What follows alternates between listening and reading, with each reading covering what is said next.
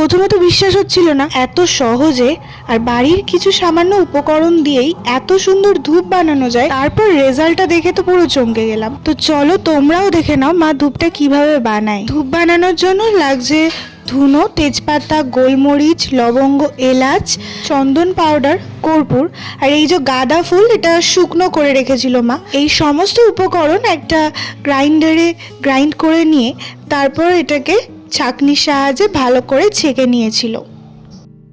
এরপর অল্প অল্প জল দিয়ে ভালো করে মিক্সচারটাকে মিক্স করতে হবে।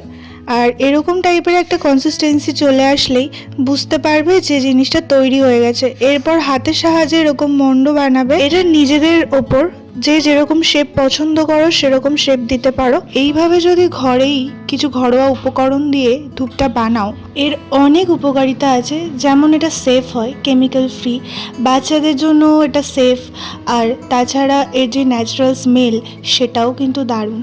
শুধু তাই না, এটা বাড়িতে কোনো রকম নেগেটিভ এনার্জি আসতে দেয় না। সবাই একবার অন্তত বানিও, কারণ এটা যেরকম সহজে বানানো যায় বাড়ির কিছু সামান্য উপকরণ দিয়েই, তেমন তো এটা অনেক সেফ। তো সবাই একবার বানিয়ে দেখো আর কমেন্টে জানাবে যে কেমন লাগলো ধূপটা। রোদের মধ্যে 3 থেকে 4 ঘন্টা রাখলেই তারপর সন্ধেবেলা এই যে মা সন্ধে দিচ্ছিল, এবার দেখো ধূপটা ধরাবে, তখনই বুঝতে পারবে যে এটা কত সুন্দরভাবে তৈরি হয়েছে আর দারুণ এর রেজাল্ট। একবার না বানালে বুঝতে পারবে না।